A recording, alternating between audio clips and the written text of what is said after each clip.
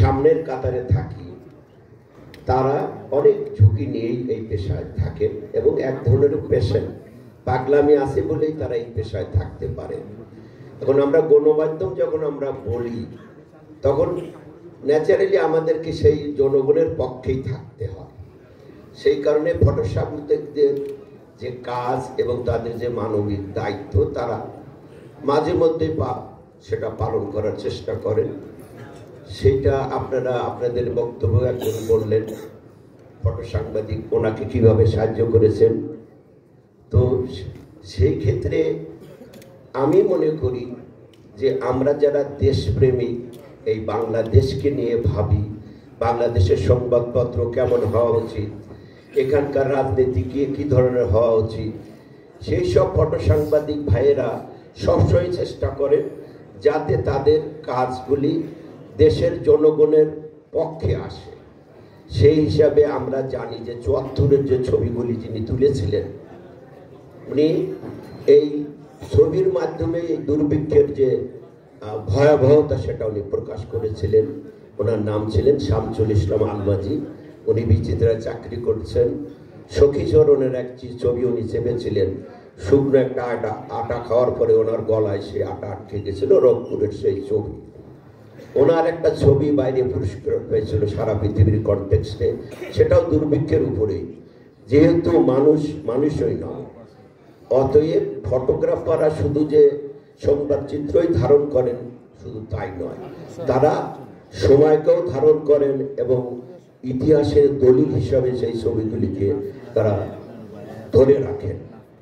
তো আমি মনে করি যে এই যে আমাদের ধারাবাহিকতা, সেই ধারাবাহিকতার ভিতর দিয়ে আমাদের সংবাদপত্রের সাথে যেভাবে যারা সংশ্লিষ্ট ছিলেন তার ভিতরে শহীদ জিয়াউর রহমানের নামও আমাদের এই সময় আমার মনে পড়লো যে উনি আমাদের জাতীয় প্রেস ক্লাবটাকে ভিত্তিপ্রস্তর স্থাপন করেছিলেন এবং এই প্রেস ক্লাব যাতে সাংবাদিকরা ভালোভাবে ব্যবহার করতে পারেন, এর জায়গাটা যাতে নিষ্কণ্টক হয় সেদিকে উনি দৃষ্টি রাখছিলেন। পরবর্তীতে আমরা খালেদা জিয়াকেও দেখেছি, মোটামুটি উনিও এই যেমন দেশের কথাও ভাবতেন। আমাদের ফটো সাংবাদিকদের সাথেও ওনার সাথে কয়েকবার দেখা হয়েছিল, আমি নিজেও গিয়েছিলাম। মাঝে মধ্যে ঈদের সময় আমরা যেতাম ওনার সাথে দেখা করতে।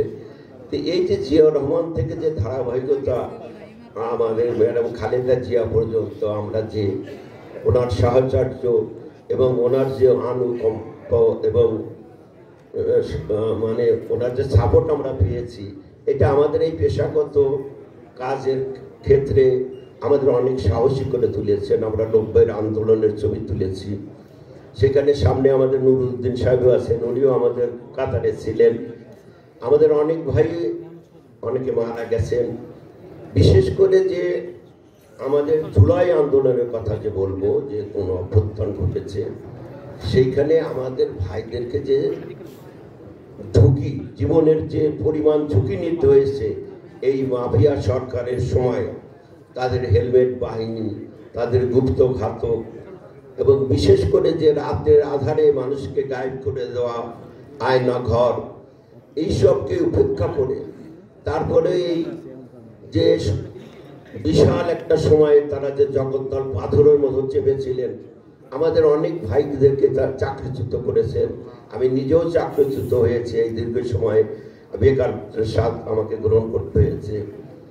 তো আমি আশা করি বিএনপি এমন একটি দল, সবসময় ওনারা কোনো মানুষের সাথে আছেন এবং যেহেতু আমরা গণমাধ্যম বলি, গণমাধ্যম মানে গণমানুষের সাথেই থাকা। আশা করি আমরা সেই শহীদ জিয়াউর রহমান আমল থেকে খালেদা জিয়া পর্যন্ত যে ধরনের আমরা সাহায্য সহযোগিতা এবং দেশপ্রেমের অনুপ্রেরণা ওনাদের কাছ থেকে পেয়েছি, আশা করি আমাদের তারেক জিয়া, জনাব তারেক জিয়া সাহেবের কাছ থেকেও আমরা সেই ধরনের সাহায্য, সহানুভূতি এবং দেশপ্রেমের যে ব্রত, সেই ব্রত আমরা ওনার কাছ থেকে গ্রহণ করব এবং এই পেশার মান এবং নিজেদের রুটি ঝুড়ির যে মান সম্মান নিয়ে থাকার জন্য যে লড়াই, সেই লড়াইয়ের সাথে আমরা সবাই এক কাতারে কাঁধে কাঁধে মিলে কাজ করব, এই আশাবাদ ব্যক্ত করছি। পরিশেষে বলছি যে বিএনপি